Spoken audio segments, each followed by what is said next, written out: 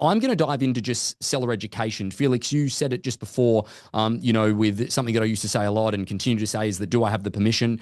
Today is a little bit more about that conversation. So this conversation today is a 7-step process in order to set up from the very beginning. And with what we've just learned from Shannon, that probably should become part of this process that I'm about to walk you through as well. But I'm going to go ahead, share my screen and get going just so that then you can see that. This is a presentation that I did for the Eugene team a little towards the end of last year when I was up there, and we spent some time running through it just to sort of systemize the education process for your clients. So again, the topic of this today and the name of this session is "I think is not good enough."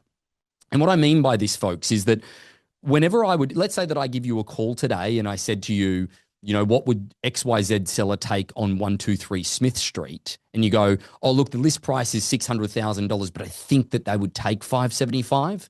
The fact that you don't know if they would take that when it turned up is the actual problem. Now, I'm not trying to be overly assertive with that point, but I think that you have the permission when you are working for free until that property sells to continue to ask the questions. I know you want $600,000, Mr. and Mrs. Seller, but if 575 turned up, would you consider it? I think you need to know that before you present that number to your client. This is something that I got taught very early on in real estate, that you need to know that your seller will accept an offer prior to actually, giving it to them. Now, again, that might sound a little contradicting. It might sound like it's not exactly above board, when it comes to holding back offers or anything like that. I'm not saying to do that, but I think that you should be asking some more intimate questions from the very beginning to understand this, and you should be asking them very regularly. If the words "I think" come out of your mouth when somebody asks you what you think your seller would take, okay, if you say "I think," it should be "I know they will accept X." Now, what I'm about to share with you, this process that we would run through with the 7-step process, is that it's perfecting the process. Now, the property that's on the screen at the moment is a property that we did an auction on, bidding to start from at $30 million. We ended up transacting over $40 million on this property. Now, the reality is that I used that exact same process on this property as what we did on some of these ones. Now, yes, for those that might not have seen these properties on our auction website, that is a median strip of a highway, okay, that we sold. I think it was for $75,000. I want to say it was Jesse Salas down in San Diego that stitched me up and gave us this property as an auction, but it might not have been. It just might have been someone that he helped us with. This one here was a property that I think it was Joseph actually sold it out in, James, sorry, out in the Canyon Lake office. I think they had the water tank stolen 3 times before closing. I think it was that. And then this one here is a cabin that was in Maine that we auctioned off. And again, this is like just a small little, I believe that it had a loft in the top side of it. But anyway, this process, regardless of whether it is a property like this or a property like this, it's the same thing each and every time, regardless of what it is. Now, just one of the things that I just want to make sure that we're aware of as we lead into a marketplace that becomes a little more balanced, a little more resistant to certain prices, and you might be dealing with sellers that might have paid a lot of money for these properties, in the post-COVID market, that might be selling here in the next couple of years or even this year, that might not be getting that same price, or after you take out the expenses of that property, ultimately they're not left with breaking even, or they might lose a little bit of money. In the Berkshire Hathaway annual meeting, and this was the one that happened last year, there was a gentleman that got up and asked about real estate diversity in a portfolio. He was a gentleman from China. He said that he was a Chinese. His family's obviously Chinese. They look at very, very long generational wealth, and ultimately his portfolio is made up of over 60% of real estate, and then the rest of it was equities. And Warren Buffett's answer I found, pretty remarkable.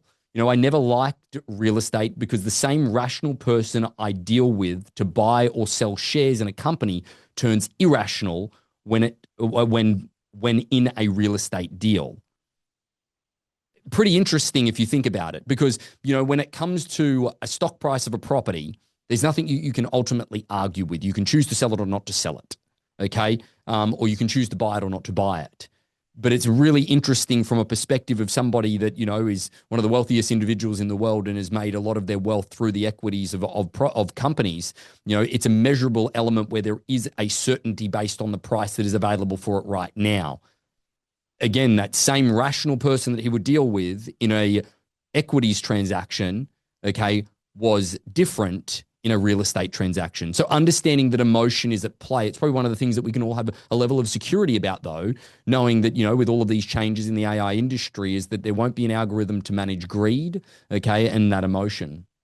So this is one of the things that I just want to make sure that when it comes to educating your clients or seller education in general, what is your perception of it? Okay, because typically this topic can get a little bit of a negative reaction. Well, Ben, I think that's manipulation. Or, I don't like to force my clients to do anything. Or people tend to take this the wrong way. Okay.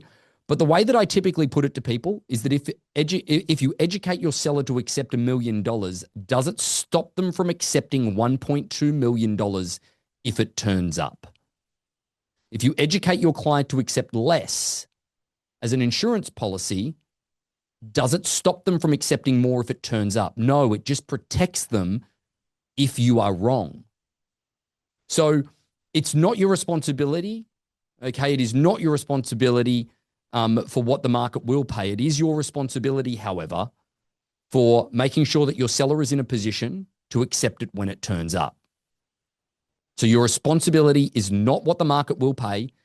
It is, however, your responsibility to make sure that they are in a position to accept it when it turns up. Because if you ask me, is that let's say that you have a property on the marketplace and in the first 2 weeks of it being on the marketplace, it gets an offer for $1.15 million. The seller says no to that because you didn't take them down the path of educating them from the very beginning, doing that spreadsheet maybe Shannon which just showed us, making sure that we're telling them, making sure that we're showing them their relative competition in the marketplace, making sure that we're giving them an understanding of what the market condition ultimately isn't like rather than just hoping, and they choose not to accept $1,150,000 and then 3 weeks later they have to accept $1.1 million. If you had to write the check for the difference of that, you would make sure that you educated your seller for the sake of educating them. Okay? I think that this is the one thing that we need to make sure of, is that we don't just educate your client once the offer has come in or once you have feedback. A great example of this that I say in auction properties is that with the listing agent, I will say to them is that, hey, I'm going to call you every few days just to check in. Even if we don't have anything to talk about, that is still something to talk about with the expedited process of auction. I believe that that is the same with traditional real estate, is that if we don't have anything to talk about, that is something to talk about. Because keep in mind, these are the same marketplaces that moved in hours and days back in the COVID time or just after COVID. So if there isn't that same demand now at the particular price that they ultimately are at, you've got to use that as an opportunity to educate your seller for the sake of educating them. Okay? And this is one thing that a lot of people can't comprehend from the very beginning, is educating them for the sake of educating is not manipulating them to accept less. It is an insurance policy on you misunderstanding the market, of you misunderstanding the market and them as well. I think it's fair enough to say is that most sellers misunderstand the market from the very beginning. But at the end of the day, educating for the sake of educating and educating a seller, even when we don't have anything to tell them, is education in its own right. And it's questions that I'll show you shortly that will hopefully be able, you can ask them day in, day out. After the first week of not having the right information or right volume of people through or even an offer, instead of telling them, oh, well, we're just getting started, maybe it's, guys, I'm a little concerned that we don't have an offer in hand already. I would have thought we would have if we were priced accurately. That is a very different way of approaching that conversation rather than just avoiding and kicking the can down the road of, oh, it will get better, or hopefully it will get better. Hope is a bad strategy. So the seven-step process that we put in place from the very beginning. Okay, step 1, 2, 3, 4, 5, 6, and 7. I'm going to walk you through and talk about them individually. Step 1, set the reserve price at the beginning of the listing. Now, you might think, well, I don't do auctions. Fine. But you should be setting expectations at the very beginning of the listing. And I'm going to show you in the next step in the 24-hour meeting how you can have that adjusted conversation. But realistically, you should be setting their want and their need price, guys. That's how we would determine it. Have you ever taken net sheets into a listing presentation? I don't know if that's the right time to show a seller a net sheet, but taking a net sheet into the meeting with them after you've signed up the listing to talk about the want and the need price would be really, really important at all different types of perspectives and prices. I think that's a really big step that we're going to have to do at the beginning of all of our listings. I don't think educating a seller in the listing presentation is necessarily the right thing to do unless they are a previous client that is already committed to you that they're going to list with you.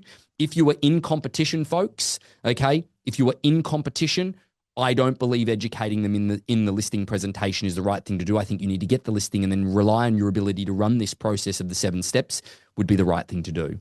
Sorry, folks, I can't see the chat at the moment, so if there are any questions, I'll make sure that I get to them.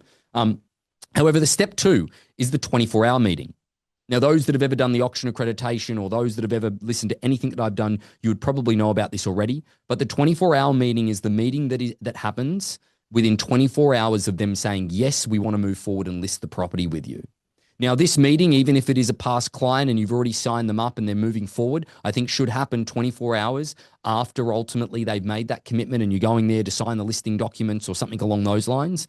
24-hour meeting. And the agenda looks something like this, okay? First is the permission to tell you what you need to know or not what you want to hear. Feedback equals price, low offers. After auction doesn't exist if it's an auction, okay, I'll remove that if it's not. Financial goals, not what you would, what you could, okay, and then setting of the reserve price, which again, I'll alter for traditional listing as well. But let me walk you through what a 24-hour meeting would look like. Keep in mind, this is when you've done the listing, a presentation, you might have left and not got a yes from them immediately. They might call you back 2 days, 3 days, 5 days after saying, we're going to move forward with you. Excellent. So this is the meeting that you go back, you're signing the listing paperwork. You get the listing paperwork signed. You determine when the photos are going to happen, blah, blah, blah, blah, blah. And then, hey, Mr. and Mrs. Seller, is that I'd love to just walk you through some of the things that could turn up along the way, good, bad, and indifferent, just so we're prepared for every bridge that we may cross in the journey of getting your home sold. Is that okay with you? Yes. Excellent. First one, I just want to set the stage here, Mr. and Mrs. Seller, is it okay if I have your permission to tell you what you need to know, not what you want to hear? I just want to be very upfront with everything that I tell you so that you've got the accurate information to make an informed and educated decision. Is that all right? Yes, absolutely, Ben. Keep in mind, folks, is that they're in the honeymoon period with you. No one in their right mind is going to say no to that, okay? Now, they may say, I don't want to see any low offers. I don't want to hear any bad feedback about the property, all of those different things. And then you can sort of segue into the next one. Mr. and Mrs. Seller, feedback equals price. I just want to make sure that you and I are on the same page here, is that people can have different opinions of different things when it comes to your property. Now, if certain things continue to turn up that are a problem with certain things we can't change about the property, I'll address them. However, I want to make sure that you understand that when it comes to feedback about your property, I just want to focus on the pricing side of that feedback. That is going to give us the most informed information when it comes to the value of your home. Is it okay that when it comes to feedback of your property that I really focus on the price side of that? Yes, we just want to know that. We don't want to know about other stuff. Everybody always says yes when it comes to price feedback, folks, instead of just normal general feedback. The reason I say that, I'll bring it up a little bit later and I'll double down and double click on that point, but I find very often when I'm involved in a transaction with an agent is that they aggravate the seller by continuing to bring up the busy road or the bad floor plan or the kitchen being on the second floor or whatever it is, things that they cannot change. And it really harms the relationship and it really actually builds a wall between them and the client. So that's why it's really important that we get their permission that, hey, I just want to focus on price feedback when it comes to what we're learning from the marketplace. Low offers. Mr. and Mrs. Seller, we may have some people that try to steal your property and look for a deal, and my job is to protect you from that. However, can we agree that, one low offer is just somebody being an opportunist, but 2 or 3 at a similar price point that haven't been influenced by me or anyone else, that could be a bit of a market trend. So we need to address that if that turns up. Can we just identify that as something that we need to talk about if it does turn up? That gives you the permission to walk back, and in, a week's time, if you get one offer at a low number, your natural reaction as an agent and also as the seller is to say it's a low ball offer. However, if we get another offer at that same sort of price point, uninfluenced, that starts to become a little concerning. A third offer, close to that range, that is a trend, and ultimately one that we need to make sure we're talking to our sellers about. Personally, if it was two offers around that number, I would be making sure I emphasize that point very seriously with my sellers. After auction doesn't exist. If you are somebody that does auctions, one of the things that I do bring up in the 24-hour meeting is that we have only ever sold 1% of our properties after auction for more than we were able to achieve before or on the day of auction. So Mr. and Mrs. Seller, can we agree that before auction day or on auction day is our best opportunity to get the highest price possible? You want to make sure that they don't create an excuse that, hey, later there will be a different market. You might want to use this one, folks. Instead of saying anything about auction, if you're just listing traditional real estate, you might want to say interest rates don't matter. Okay, waiting for something to cycle through in your marketplace, or waiting for another listing to sell. At the end of the day, you might want to use percentages. Mr. and Mrs. Seller, if we are a 5% discrepancy away from where you want to be, the last time the market moved up 5%, okay, with inside a 30-day window was never, okay? It only moves up 5% in a 6-month, 12-month period of time. You might want to show them what the historical trend of house prices would be if we aren't able to get their price. Financial goals. This is one that's a relatively direct, folks, but this is something that, remember, I believe that you've earned the right in order to ask these questions, considering that you are working for free until the property does sell. So remember, this is in the 24-hour meeting, 24 hours after they've committed to list the property with you, and you've either signed paperwork or you've going back and you've signed paperwork and you're just walking them through the good, the bad, and the indifferent. But this is the information that you need to understand whether or not there is an adjustment that will need to be made, okay, in the marketplace. Remember, the wrong time to find out that your seller's expectations are too high and they're stuck on those expectations is when you have a good offer in hand. So financial goals, not what you would, what you could. Mr. and Mrs. Sellers, this is a bit of a forward question, but I'd love to go through this with you just so that we have a very clear-cut understanding of not what you would take, what you could take. I know that you want, $600,000 for your property. That would be the goal for all of us here. We want to get you $600,000, but not what would you take? What could you take? So what's a number that ultimately you might not be able to accept on this property? I'm not saying that you would accept it, but if 550 turned up, is that something that you could accept? Or Ben, we're never going to accept that number. No. I know that you wouldn't. It's not what you would accept. What could you? Financially, could you accept $550,000? Are there any financial limitations that I need to be aware of? Any, financial objectives and goals that you might have? Are there any, student loans, any credit cards, any new properties that you're trying to purchase? I just need to understand the circumstances here of if there is anything that we need to address now versus addressing it later. I don't want to have to address it when we're in the midst of negotiating with a really good buyer, because speed and getting that person to commit is going to get you the most amount of money. Are there any financial limitations or goals that I need to be aware of? In this situation, guys, I think that this is an opportunity for you to bring up the net sheet. This is something you might want to bring in with you, or you might want to discuss with them that, hey, I can do up a net sheet. Remember, it is not the right time to have this conversation when you have an offer in hand. So Mr. and Mrs. Seller, not what would you accept, what could you accept? I know you would accept 600, but could you accept 550? Well, Ben, we won't accept 550. No, but could you? Is there any financial limitations that are in play that I should know now of why you couldn't accept a lower number? Now, I'm not going to, again, if I sold your home for $550,000, I probably won't ever get another listing in this marketplace again. I don't want you to, and nor would I probably let you. But I just want to understand, where is that line in the sand that you may or may not be able to accept? Okay. Setting the reserve price. Okay. This is where in an auction you would set the reserve price. This conversation of financial goals, okay, would probably bring that number up, would get that number pretty clear at that time if it was a traditional listing. Okay.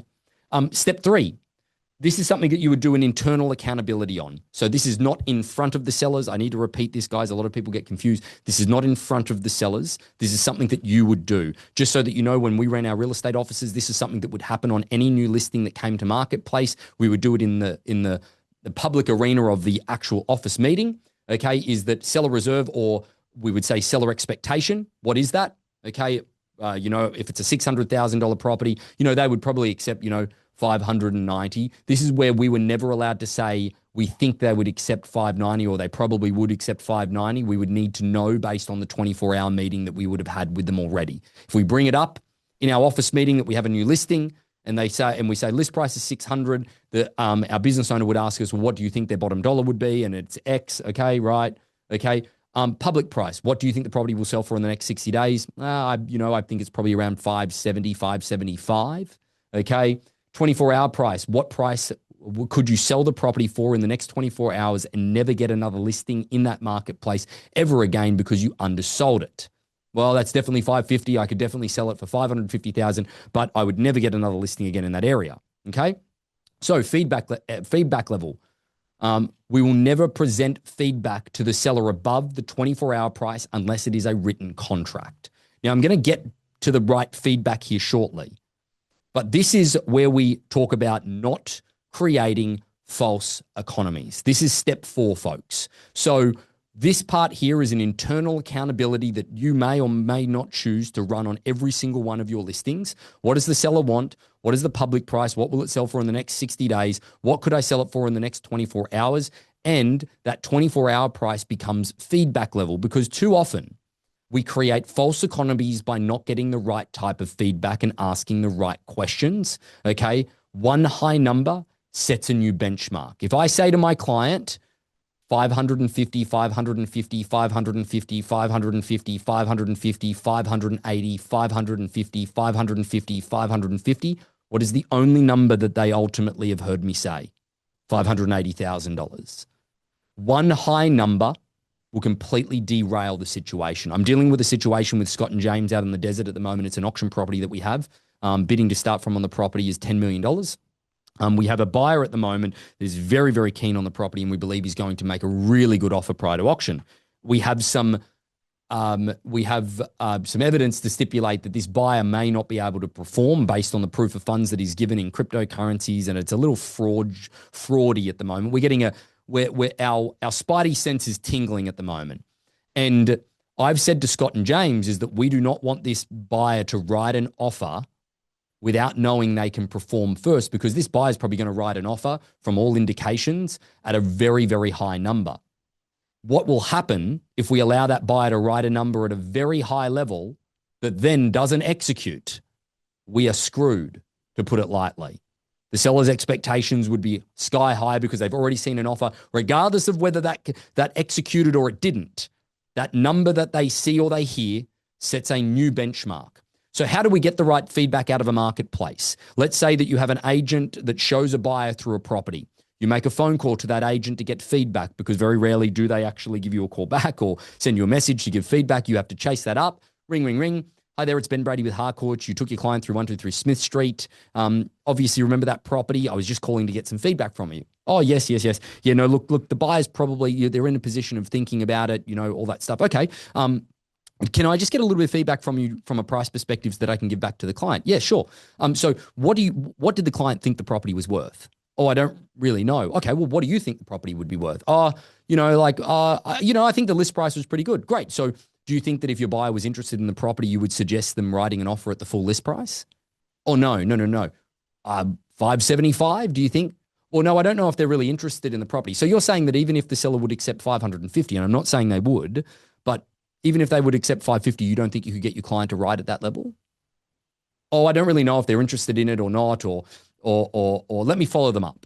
Okay. Another circumstance, say you call a buyer's agent that has shown the property or went through an open house, or a buyer that went through the open house. Hey, do you mind if I get some price feedback for our clients? Yep. What did you think about the list price? Oh yeah, I thought it was pretty good. Okay. Now, guys, I want you to understand the danger in someone saying, oh yeah, I think the list price is good, but they're not willing to make an offer. And you give that feedback to the seller at $600,000. That is a false economy, folks. The agent said the price was good is bullshit because the agent isn't paying for it. Please don't say that. Okay? Ask them, so would you advise your client to write at 600? Oh, I don't know if they're interested. So 575? Would they put an offer in? Oh, I don't think they're interested. So you're telling me that even at $550,000 that they wouldn't write an offer at that level? Oh, no, I don't think the property's right for them. Or if the buyer says, oh, the property's not right for me. Can you notice how instead of telling the seller that they thought the list price at 600 was okay, versus when I asked if they would pay 550, they still said no, or they still said it wasn't right for them. That is not creating a false economy. That is educating for the sake of educating. I'm not asking the seller to accept 550, but I'm damn sure making sure that if $580,000 turned up, that they will consider it and look at it based on the feedback that I am giving them. Do not create false economies. Ask more questions. Make it offer and price centric, and do not slip up by giving them a high number versus everything else, because that will set the benchmark. And you might think that this is a confrontational element of real estate. It's not. It is protecting your client to recognize the market when it turns up. I can't be any more passionate than that. Now, weekly written reports. You can do everything right up until this step. You can get the right feedback. You can make sure that it's all set up and correct, but you have to give it in a tangible format. Okay. So that's why I believe that Shannon's spreadsheet works incredibly well in the weekly format side of things. Guys, this is the template to weekly reports that is available on the Vault. It's been available forever. It's in a PowerPoint fashion that you can change it really, really, really, really easily. We've had it all created for you. We've been using it for a few years now, and it's been altered in order to make sure that it's in a particular order to go through process of elimination with sellers. So the weekly report, okay, the first section of the weekly report is numbers driven. Only report the last 7 days of activity when summarizing the numbers. So notice here, if you can see it, it says Realtor.com, Trulia, Redfin, Zillow, all of those different things. Okay, this is the auction website. If you use the auction website and you're doing an auction, make sure it's only for the last 7 days. You can actually go up into the owner's dashboard and you can look for the last 7 days of activity. The reason that you only want to look at the last 7 days activity, guys, is because if you give them the last 30 days numbers, it bolsters the results and makes it look way better than what ultimately it might be. You need to give a week-on-week comparison and breakdown to see what level of momentum is being lost, much like Shannon's spreadsheet as well, okay? So again, structure the report with online views. That is the highest number of views that they will see first. Then make sure we monitor and we keep track of phone inquiry. How many phone calls did we get from agents and buyers? Okay, because that is the next step in all of this. They see it online, they call their agent, or they call you, or the agent sees it in the MLS, they call you, okay? Phone inquiry. Open house and first inspection numbers. Sorry, that should say showing numbers. I don't know why it says inspections. Emma, our graphic designer, she's a Kiwi, so she might have just changed it to inspections. Open house and first showing numbers, and then segregate it into second showing numbers. What I'm trying to achieve in this report is the highest numbers down to the phone calls, down to the number of showings, down to second showings, starting high and coming down to the process of elimination. Buyers. Now, this is a situation where typically agents give too much information and attach buyer's opinion of the property to their name. The thing that we do not want to do here is do not attach property feedback to the buyer's name so it cannot be used against the particular buyer to discredit them. Okay? So, for example, if I had John and Mary and they said they didn't like the property because it didn't have enough bedrooms or the bedrooms weren't big enough or they have a family of XYZ, regardless of the price feedback that they would give us, the seller would completely discredit that in the moment because it's not the right buyer. So do not attach property feedback about the particulars of the property to a buyer's name when you're giving general feedback and comments, okay? So John and Mary, buyer, okay, been looking for 12 months and have placed 2 offers on other properties close by and were not accepted. Okay, so again, that doesn't say anything about do they like the property or do they not like the property. It gives you the circumstances of whether or not they've been looking, okay, or if it's an agent, has a client looking in the area, make it pretty simple. Okay. Value seen and then budget. Would not pay. Okay. Would not pay is one of the other things that you can put in here with value seen. Notice in this comment here, would not pay $1 million. I haven't elaborated on that at all. I haven't done anything in the perspective of telling them that, hey, they wouldn't pay this. I asked them this question or whatever it is. Remember, this has to have effect on writing. Would not pay $1 million. Okay. Value seen at $1 million. 950. Would not pay $1 million. Okay. Whatever it all is, would not pay is a very important step in this to say that, hey, I offered it to them, but they wouldn't pay that. Okay. Now, the one other thing that I would suggest is that I'm not saying that you should lie to a seller. Do not lie to the client. Do not make up information. Okay. That is one attribute that I've seen done in the past only to trip people up and ultimately catch them out. Please do not make up information. However, my advice to you is that if they say the property is only worth $1 million, but their budget is only $1 million, probably just leave the budget out, because that will allow the seller to discredit the feedback and say, well, of course they only thought it was worth $1 million. Okay. They only have $1 million to spend, right? At the end of the day, they made the effort to come and see the property and their budget was $1 million. They thought it could have been worth $1 million. Okay. Now, the next part, consistent comments. Okay. Diminishing return is the reporting to them about the problems with the property that continue to come up. Okay. You've just got to make sure, guys, is that in the feedback side of things, is that you don't continue to reiterate the issues of the property constantly. Now, you might think that if they continue to come up, that it's a busy street, the floor plan of the property, the location, the style, the whatever it is, please understand that the more you bring up problems with the property that can't be changed, it does create a diminishing return on your relationship with your client. So that is why we separate these. We don't attach them to the buyer's name. Consistent comments. The kitchen still continues to be a major highlight of the property. The neighborhood is a big draw for most buyers. The floor plan of the 2 bedrooms up and 2 down is an issue for most looking for a young family, right? They cannot change that. So again, it is something that we lump in there, but at the same time, we still give some positive reinforcement to it as well. Okay. Again, notice that there is no buyer's name attached to who said it. So those people cannot be discredited. Okay. Visualize. This visualizing the buyer's value versus their level. The reason, so sellers' expectations, that is something that, remember, we set at the very beginning. This allows you, if it's in the report, to address it on a weekly perspective, okay? This is a consolidation of the campaign so far, a consolidation of the open houses, a consolidation of all of the showings, all of it so far. Notice that these individual lines are individual buyers and at the value which they saw the property at. The blue line at the bottom is the seller's expectation. And folks, is there a discrepancy between what the seller wants and the buyers are willing to pay or suggest that the property is worth? It's a pretty simple yes. And this doesn't even take a big amount of forceful conversation. This is pretty obvious. That visual element would speak to me. I'm a visual person. You give me all of the names and words, I have no care in the world, but this right here would speak to me. Okay? Having that visual element that consolidates the report. The other thing that is important as well is the consolidation of price feedback. So, summary of offers to date that they've said no to. Okay? Highest feedback, lowest feedback, average feedback to date. Average feedback is a really good one because it then will help you with the anomaly of maybe a high bit of feedback slipped in. Okay? Low feedback can be a little aggressive, but the average will certainly help. Okay?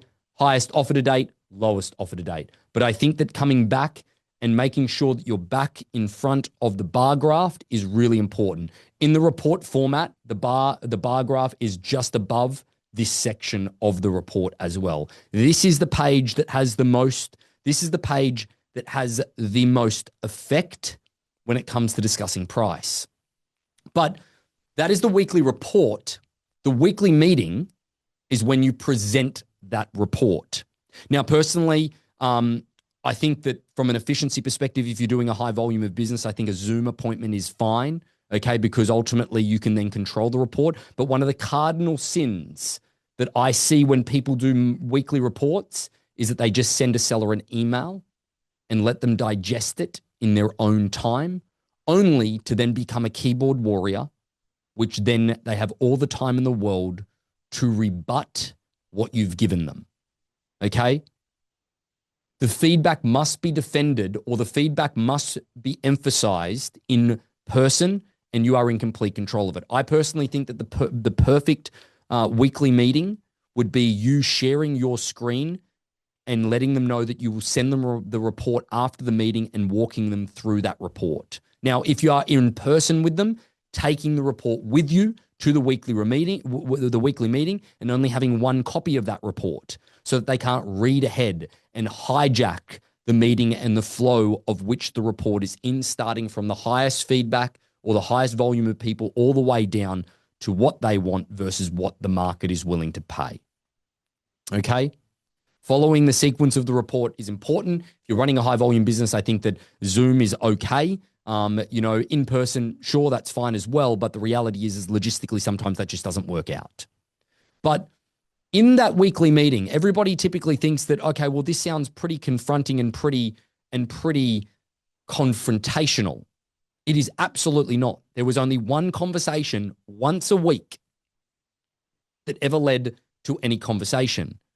And that is the politely firm part end of the weekly meeting where we're going through the price. Now, again, I think that there's a part or there's a way in all of this to do this properly, okay?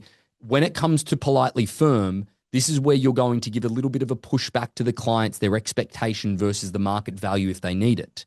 If they look at the bar graph, okay, and they still don't see that there's a discrepancy. If they look at the averages and they look at highest and they look at the offers and they still don't see that there's a discrepancy, that is where I believe that politely firm comes into play. Now, again, this is obviously for an auction property. This line, the reserve that we set at the beginning of the process was X. However, the average feedback that we are getting has been X, which indicates that we are going to miss the mark. What do you think that we need to adjust to or adjust your reserve price to if we were going to sell on auction day? But guys, that is the exact same conversation you would have as a traditional listing. Look, the expectations that we set at the very beginning of that we wanted to get you that $600,000 price that we are listed at. However, the average price feedback, okay, is X, which indicates that we are going to miss that mark. What do you think that the price needs to be in order to get the property sold within the next 7 days? Now, the other thing also, guys, is I think that just a general conversation like that is fine. But I think that this approach at the end is the way that it should be approached from a politely firm perspective in any way that you're doing it. I think that you need to take ownership. And what I mean by that is that I've been in enough conversations with agents over the years and constantly now in an interesting marketplace in many states where the agent will tell the seller, oh, yeah, but I told you that in the beginning. The moment that you have said, I told you so, is the moment your relationship with the client has completely eroded and it's likely not to sell. I think you need to blame yourself. You need to take responsibility, even if it's not your fault. Okay? Based on this report, I think I might have been wrong.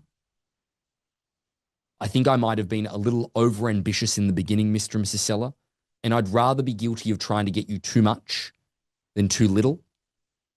However, the evidence is pretty factual that we are missing the market at the moment.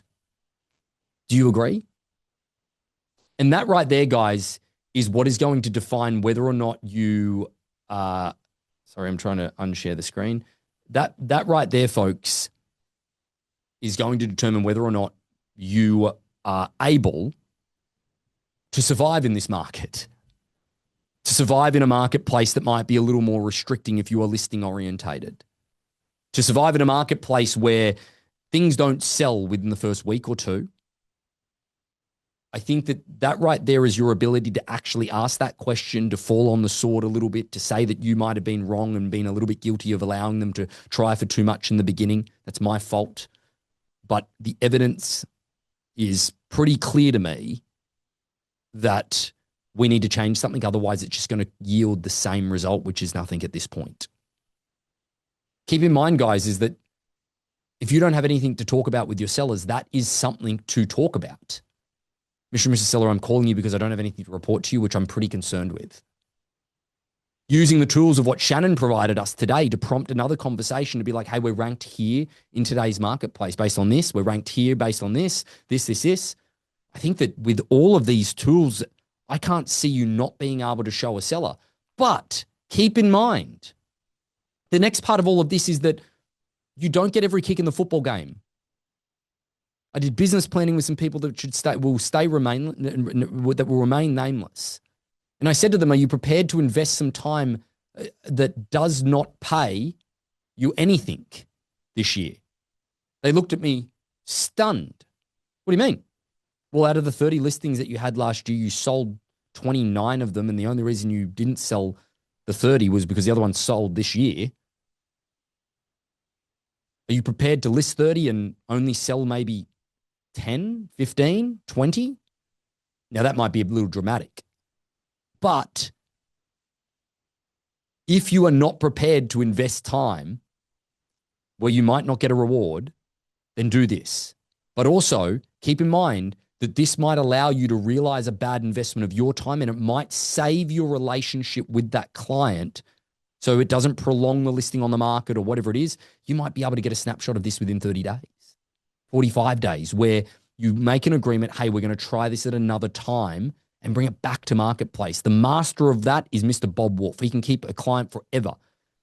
Okay, I was looking today. He's had the same listing in Ritz Cove, just at the back of where he lives. That same listing has been on the marketplace for years, on and off, on and off, on and off, on and off. Right?